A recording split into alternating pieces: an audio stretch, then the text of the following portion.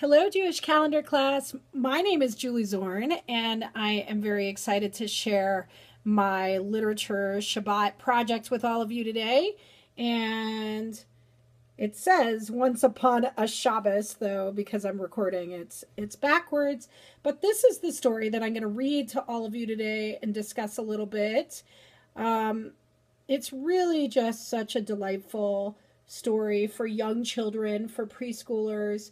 And I really have a great time telling this story when I've read it before to ECE children. I love it. It's engaging. You'll see that I sing a little bit in the story because there's some repetitive words. And it's just really a great Shabbat story. It incorporates Yiddish, a lot of Yiddish vocabulary. So I hope very much that you like it.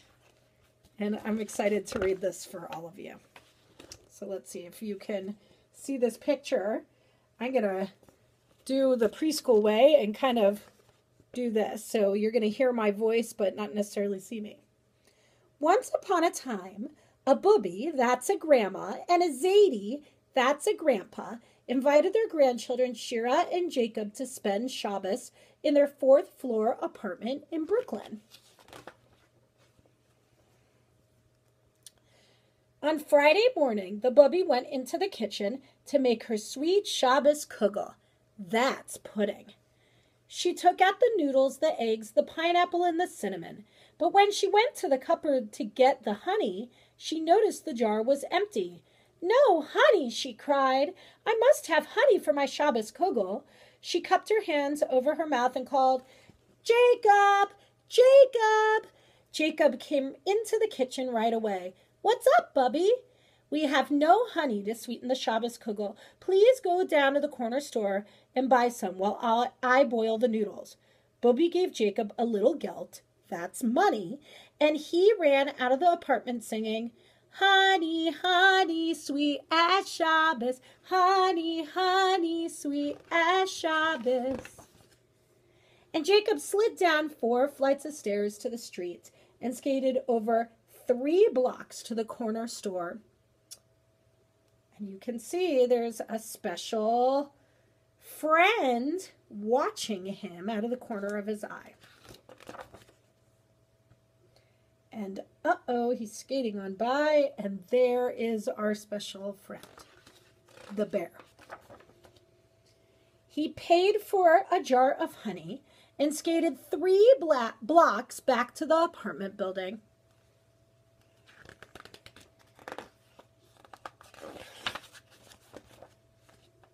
But when he started up the stairs, all of a sudden, a great big bear jumped out and roared, "Give me your honey, or I will eat you up." Now Jacob looked at the bear and saw big white teeth and long pointy claws and decided he didn't want to argue with this bear. So he handed over the honey and he ran to the stairs as fast as he could. "Bubby," he cried, "Bubby, a bear stole the honey." Bubby couldn't believe what she was hearing. She put her hands on her hips and asked, "Are you Meshuggah?" That means crazy. "There are no bears in Brooklyn. I guess I will have to send your sister Shira." And so she cupped her hands over her mouth and she called, "Shira, Shira." Shira came into the kitchen right away. "What's up, Bubby?" "We have no honey to sweeten the Shabbos kugel. Please go down to the corner store and buy some while I add the pineapple." Bubby gave Shira a little gelt, and she ran out of the apartment singing, "Honey, honey, sweet as Shabbos, honey, honey, sweet as Shabbos." And she walked down the 4 flights of stairs to the street and the 3 blocks to the corner store, and she paid for a jar of honey and walked 3 blocks back to the apartment building. But when she started up the stairs, a great big bear jumped out and roared, "Give me your honey, or I will eat you up." And Shira looked at the bear and saw big white teeth and long pointy claws and decided she did not want to argue with this bear. So she handed over the honey and ran up the stairs as fast as she could. "Bubby," she cried, "Bubby, Bubby, a bear stole the honey. Now, Bubby couldn't believe what she was hearing. She put her hands on her hips and she asked, "Are you Meshuggah? There are no bears in Brooklyn." "Oh, I guess I'll have to send your Zadie." And so she cupped her hands over her mouth and called, "Zadie, Zadie." And Zadie didn't come right away. He was older and he walked slower. And it took a few minutes for him to make it into the kitchen. "Was is?" That means, "What's the matter?" he asked Bubby. "We have no honey to sweeten the Shabbos kugel. Please go down to the corner store and buy some while I beat the eggs." And so Zadie put a little gelt in his pocket and he left the apartment singing, "Honey, honey, sweet as Shabbos. Honey, honey, sweet as Shabbos." And Zadie walked down the 4 flights of stairs to the street and 3 blocks to the corner store, and he paid for the jar of honey, and he walked 3 blocks back to the apartment building. But when he started up the stairs, a great big bear jumped out and said, "Give me your honey, or I will eat you up." Now Zadie looked at that bear and saw big white teeth and long pointy claws and decided he did not want to argue with this bear. So he handed over the honey and he ran up the stairs as fast as he could. "Bubby, Bubby," he cried, "a bear stole the honey." Now Bubby could not believe what she was hearing. She put her hands on her hips and she asked, "Are you Meshuggah? There are no bears in Brooklyn. I guess I will have to get the honey all by myself." And so she walked down 4 flights of stairs to the street and 3 blocks to the corner store. And she paid for the honey and walked 3 blocks back to the apartment building. But when she started up the stairs, a great big bear jumped out at her and roared, "Give me your honey, or I will eat you up." Well, let me tell you, Bubby was a ballabuster. That is the boss. And she wasn't going to let anything interfere with her Shabbos dinner. So she put her hands on her hips, she looked that bear straight in the eye, and she said, "Bears don't live in Brooklyn."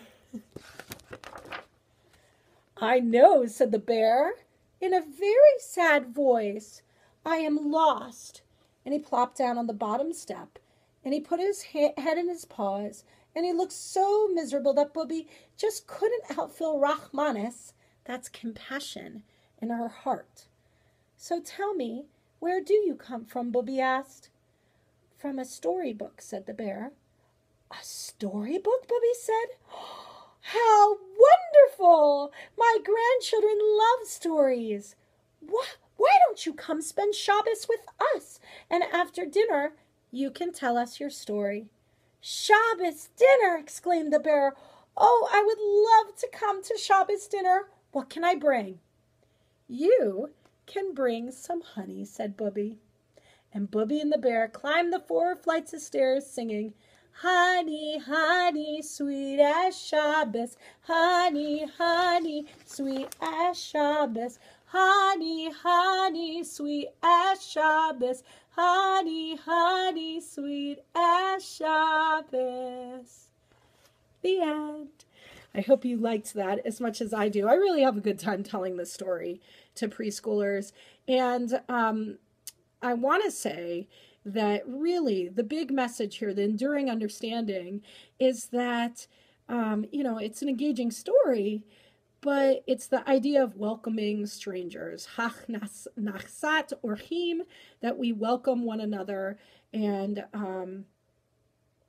as I suggested in my written documentation of this literature review, the idea to me, the most wonderful way to welcome guests would be for a classroom to, in their Shabbat celebrations, either to invite another classroom to come join them, which would be lovely, and they could prepare all week for it, or invite parents to join. And, sometimes I think that the preparation of Shabbat is almost as holy as celebrating Shabbat itself.